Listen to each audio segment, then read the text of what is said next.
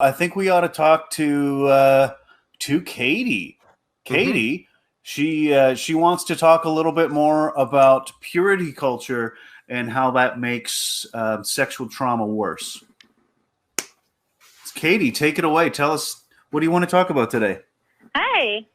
Hi, Katie. Hey, yeah. I guess I should possibly put a trigger warning on this question, but I guess what I'm wondering is, with purity culture emphasizing the importance of, like abstinence and sexual purity, do you think that growing up in that type of environment magnifies the trauma when enduring things like rape or sexual abuse?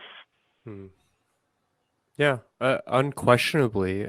Janice, I'm curious about your input here, but I definitely have to say that that's going to be a huge impact for a lot of different people. What have you seen? Oh, for sure. I mean, when you're taught that, you're in the cult of hymen worship, if you're in purity culture, and taught that you're like a crumpled flower or chewed up gum or whatever horrifying picture they give to tell you what you are worth if you have had sex, then certainly someone who's been sexually abused they've got those ideas in their head too, if that's what they've been taught. And so they may feel that they are less than, that they are not worth, they're not worth having a healthy partner. Maybe they end up with someone who abuses them because they already are feeling like, well, they're not worth much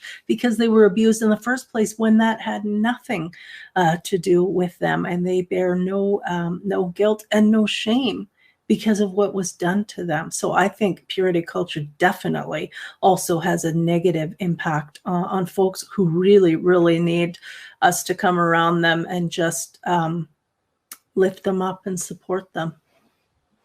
Yeah, and Nate, you were kind of highlighting this earlier, but oftentimes that purity culture or some of these really ridiculous beliefs about what sex is supposed to be or what marriage is supposed to be will keep people trapped in a situation where abuse becomes ongoing, because we're told that you're never supposed to leave a relationship, even if there is potentially violence or sexual violence or even just verbal abuse, or honestly, even just people that are not right for each other and are terribly hurting each other by being in proximity to one another.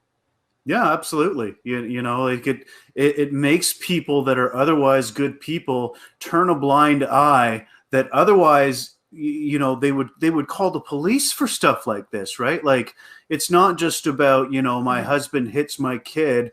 Like, we're talking about turning a blind eye to a worldwide child rape cabal. That's where this goes when it's left unchecked. That's a fair thing to point out. Easily the most evil thing that I can think of. So yeah, absolutely, Katie. Absolutely. It definitely makes it worse. When you discourage children or people or anyone from coming forward with this kind of stuff, that is the most evil thing I can possibly imagine. What do you think? That's interesting. I see, especially what Helen was saying about, we worship the hymen. I'm wondering now, people who don't have a hymen, what about them? Is it, like, I guess what we teach, little girls looks different from what we teach little boys. So now I'm kind of wondering about the other side, or another side, I guess.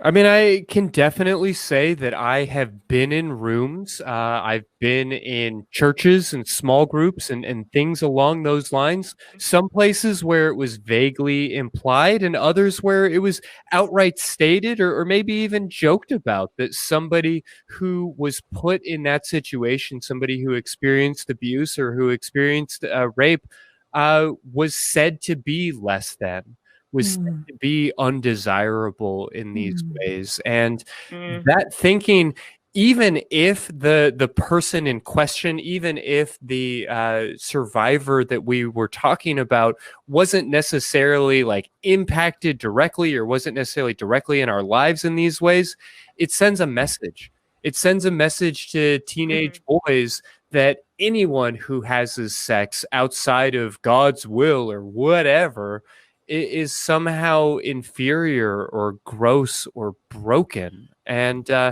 it's a message that becomes incredibly pervasive. You know, we talked a little bit at the top of the show about the idea of complex trauma, and to break that down a little bit, the thing that makes religious trauma so insidious in so many ways is that it is ongoing and pervasive. It is baked into our culture. And so, yeah, sometimes it's these like really terrible, devastating, big, dramatic moments, but oftentimes it is just the constant reminder that somebody is less than, that somebody is disgusting, that somebody is unacceptable.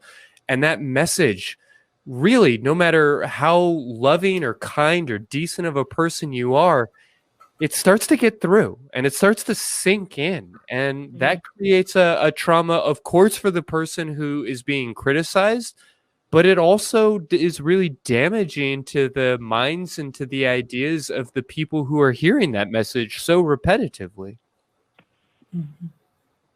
Absolutely. And reason 739 why purity culture damages people, you know, it makes it can make parents who might otherwise have healthy sexual views nervous about talking to their children. They infantilize parts of the anatomy, right? They won't say penis, they won't say vagina, let's say wee, and you know, use these infantilizing terms that ingrains in children that that's something to be ashamed of, so that if they do suffer sexual trauma or abuse, there's some sort of it's already pushed down, right? Like there's already an innate shame that makes them even less likely to report it. So if I had one piece of advice for parents as to how to inoculate your children against sexual abuse, it would be, don't use those infantilizing words. Teach them the actual words for their anatomy, and teach them to be comfortable talking to you about it and asking you about it. And certainly teach them about consent, so that they know that nobody is allowed to touch them without their permission. Yeah, we have got to be very open and frank with our children. We can't shrink away because we're embarrassed. We have to really treat this like a life and death issue, just like you would teach them, you know, they have to stay away from poison, like the skull and crossbones on this thing that's under the sink or whatever. You want to be teaching them that there are predators out there. There are people who would try and groom them and take advantage of them. And so just be frank with them about it. Thank you for catching that pass, Janice. Thank you so much for all that. Thank you. I think this validates my suspicions. So thank you. Well, thank you for calling in, Katie. Colin. Wow, we've had some pretty great callers today, I have to say. We sure have. Yeah, absolutely. And honestly, it shows up every time we talk to somebody from recovering from religion, or when we get into the idea of religious trauma. I mean, obviously there is an incredible need here, and you know, I'm excited about the direction the ACA is heading in making sure that we get more of that kind of information out, because this is something that resonates with, I think, everybody in our community on some level. Absolutely. There's very few of us that started atheist, you know, and never had atheist parents or an atheist family, or has not had any, you know, has not been influenced by religious thought in some way, whether or not they bought into it. You know, the born and bred atheist is a pretty rare breed. I'd like it if it wasn't, but you know, I think a lot of us can resonate with Janice's story. I myself can quite a bit. So it's important that we get these stories out there.